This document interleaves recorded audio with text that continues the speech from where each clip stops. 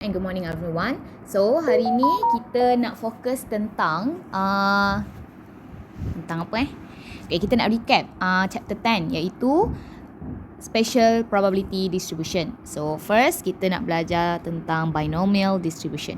Okay, so binomial distribution. Just recap je lah ni. Okay, alright. So distribution. Okay, so binomial distribution ni awak akan guna dia bila kita ada n identical trials. Okay, apa yang dimasukkan n identical trials tu? Contohnya lah kan, saya tengah buat satu eksperimen di mana eksperimen tu adalah buah oren yang eksperimen tu adalah buah oren. Contohnya saya ada 10 oren. So, saya tengah buat eksperimen dengan 10 oren itu. So, itu adalah n saya, iaitu 10. Okay, ataupun saya tengah buat tentang eksperimen tentang 10 orang dalam kelas saya, student kelas saya kan. 10 orang dalam kelas saya, 10 orang student dalam kelas saya di mana yang pakai spek. Okay, jadi macam apa eksperimen yang saya buat tu, bilangan yang saya buat tu, itu adalah n identical trials. Okay, kemudian setiap trials tu mesti ada dua outcome saja, success atau failure. Okay, dia tak boleh, contohnya buat oren tadi, dia tak boleh oren yang rosak, oren yang separuh rosak, oren yang segar, tak boleh. Dia kena oren rosak ataupun tidak. Ataupun oren yang busuk, bukan, samalah rosak dengan busuk. Ataupun student tadi tu, student dapat A dengan tak dapat A. Dia tak boleh student dapat A, student dapat B, student dapat C, student dapat D. Dia tak boleh. Dia kena dua saja outcome dia, success atau failure. Okay, dan outcome success atau failure ni, it doesn't matter pun success awak tu adalah benda yang baik ataupun buruk. Okay, so success awak tu contohnya lah kan, buah yang rosak. So buah yang rosak tu adalah bukan satu benda kejayaan ya kan, tapi kita jadikan dia sebagai success untuk dalam binomial distribution ni. Okay, alright. So kemudian yang ketiga, dalam binomial distribution ni dia mesti probability of success kita denotekan dia sebagai P, probability success. Okay, probability of failure kita namakan dia sebagai Q. Okay, failure. Ini memang standardized sudah. P probability success, Q probability of failure. Okay, so di mana trial yang kita buat ni juga dia mestilah independent to each other. Dia tak boleh depend antara satu sama lain. Okay, contohnya macam result Patrick dapat A dengan Jenny dapat A. Dia tak ada kesinambungan kat situ kan. Patrick dapat A je lah, Jenny dapat A je lah. So maksudnya dia independent to each other. Okay, so itu maksud binomial distribution. Dan binomial distribution ni dia ada formula dia, probability of probability of X equals to X sama dengan NCX times P to the power of X times Q to the power of N minus X. So ini adalah dia punya formula, probability of X equals to X. Okay, for binomial distribution. Okay, kemudian kita tahu cara tulisan untuk binomial, dia mestilah X follow binomial. Sini X follow binomial NP. Begitu. Itu cara tulisan dia. Okay. Lepas tu macam mana nak baca binomial table? Binomial table. So nak baca binomial table, dia mestilah probability of X greater than or equals to X. Okay, nak baca table mesti probability X greater than equals to X. Dia tak boleh less than, dia tak boleh less than equal ataupun greater than. Dia mesti greater than or equal. Wajib. Okay, dan kalau awak tengok dekat dalam binomial punya statistical table untuk binomial, dia punya buku tu kan macam ni, dia letak sini N, kemudian dia letak sini R, sini P. Okay, kemudian ada bla bla, lepas tu kat sini pun ada lagi P ni R. Okay, so apa yang kita buat dalam buku statistical table tu, cara bacaan dia first mesti pastikan dia greater than equal dulu. Lepas itu kan cari dulu N dan juga awak punya P. Cari probability dan juga N. Okay, so kalau saya akan cari first P dulu, lepas tu baru N. Kemudian cari R. Okay, so first cari P, second cari N, third baru cari R. Okay, itu cara bacaan dekat table. Okay, kemudian kita ada untuk nak cari mean. Mean kalau yang involve dengan binomial ini adalah N darab P. Kalau nak cari variance adalah N darab P darab Q. So, ni adalah mean, ini adalah variance.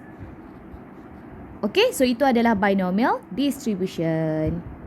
Okay, lupa pula saya nak cakap, binomial table ni pula, dia mestilah probability dia less than 0.5. Okay, dia tak boleh greater than 0.5. Dia tak ada. Kalau awak tengok kau nanti kan, wah masa je awak cari. Dekat dalam table ni memang tak akan ada probability yang lebih daripada 0.5.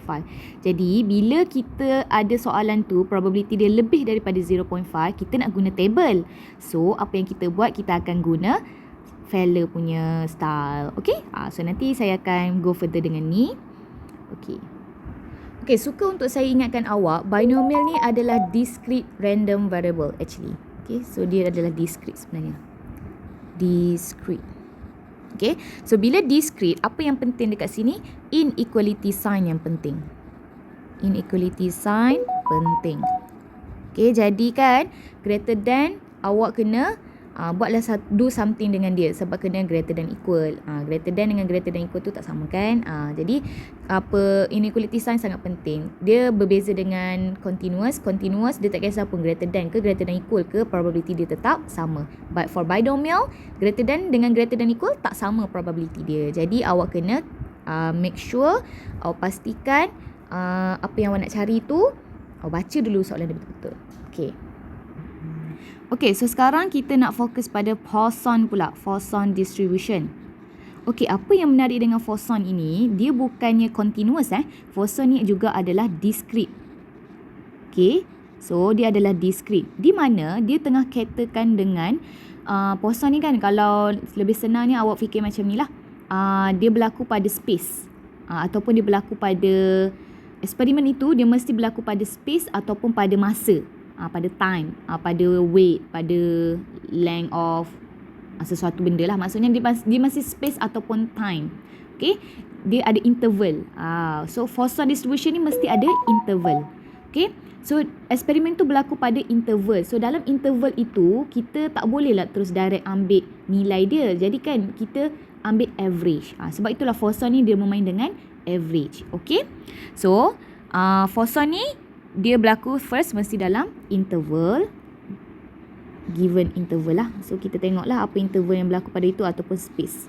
Okay, kemudian dia ni yang kita consider dia sebagai discrete tu adalah number of occurrence. Maksudnya nombor eksperimen tu berlaku. Macam mana nak cakap contohnya kan saya ada kebun, okey, kebun bunga. So kebun bunga ni secara averagenya setiap 1 meter square kebun bunga saya, ini space. Okey, so ini space di mana 1 meter square. 1 meter square. 1 meter cube kan? Area square. Okey, 1 meter square. So pada 1 meter square saya punya kebun ini tanah saya, kebun. So ada banyak-banyak pokok bunga. Okey, so contohnya jadi pokok bunga ni saya, sebab setiap 1 meter square ni tak sama kan dia punya pokok bunga ni, jadi kita kena ambil sebagai average. Jadi number of occurrence tu itu adalah discrete. Maksudnya nombor pokok bunga tu kita kira sebagai satu. Sebagai discrete lah. Contohnya 1 pokok bunga, 2 pokok bunga, 3 pokok bunga, 4 pokok bunga. So kita kira tu sebagai 1, 2, 3, 4. Kita tak kira setengah pokok bunga, tidak. Okay, tapi benda tu berlaku pada area, pada space. Macam tu, itu Poisson distribution. Okay, kemudian dia punya probability definition dia lah, probability of x equals to x dia tu adalah exponent negative lambda times lambda to the power of x over x factorial. Okay, so ini exponent negative lambda to the power of x over x factorial, dan this one diberi dalam exam. Jadi kalau awak tak hafal pun tak apa je, tengok dekat list of formula. Okay, so dia lambda tu adalah apa? Lambda tu adalah parameter di mana dia adalah refer kepada mean. Okay, mean. So untuk Poisson, mean dia sama je dengan lambda dan average average pula dah. Standard deviation dia variance dia pun sama dengan lambda. So mean dan variance sama saja lambda Okey, untuk nak guna table pun sama juga. Nak guna table using table. Poisson table nama dia. Apa je lah, Poisson table. So nak guna Poisson table, wajib mesti pastikan dia dalam Px greater than or equals to X. Dia mesti greater than or equal dia sama juga macam binomial. So Poisson pun sama. Okey. Okey, nak tengok table ni pula senang sangat. Awak pergi je dekat Poisson table. Lepas tu kan awak akan tengok, awak akan nampak dia jadi macam ni. Ni ada lambda, sini ada R. Okey, so first awak akan tengok pada lambda ni dulu, lepas tu baru tengok pada R. Okey, jadi ini first, ini second. Okey? Okey, so untuk Poisson distribution ni, kita tulis dia macam ni lah. X follow P naught lambda. Itu cara tulisan untuk Poisson distribution. Dan setiap average itu, dia depends kepada dia punya space. Contohnya kalau saya nak half meter square, ada 8 pokok bunga. 8 pokok bunga. Pokok bunga. So, kalau setengah meter square, jadi 4 pokok bunga je lah. Macam tu. Okay, so setiap lambda dia tu, average dia tu depends kepada dia punya space ataupun time interval dia. Okay. Okay, now let's look at normal distribution. Okay, so for normal distribution, kita kena ingat tentang bell curve ni. Okay, so dia mesti normal macam ni. Kemudian sini adalah kosong. Okay, so untuk normal, okay, so probability kat kawasan ini di mana kita denote dia sebagai probability of X less than or equals to X. Ini kawasan dia ni. Ini nilai dia 0.5. Okay, so kalau yang ini pula kawasan,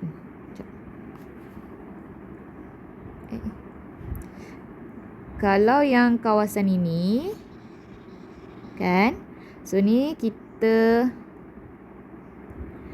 ni adalah probability of X greater than or equals to X sama dengan 0.5. Okay, maksudnya bila awak cari, sebab kita tahu total probability adalah 1. Jadi kalau kurang daripada kosong lah sebenarnya dekat sini kan. Kalau kurang daripada kosong, tulis sini. Kalau kurang daripada kosong, probability dia adalah 0.5. Kalau lebih daripada kosong, probability dia 0.5. Okay, jadi apa yang kita boleh buat dekat sini, normal distribution ni dia adalah equal. Macam nak cakap simetri. Dia adalah simetri. Okay, so curve tu simetri.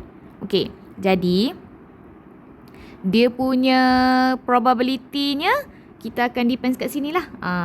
Yang kat kawasan yang negatif ni, kalau less than dia 0.5, kalau kawasan yang positif ni greater than dia adalah 0.5.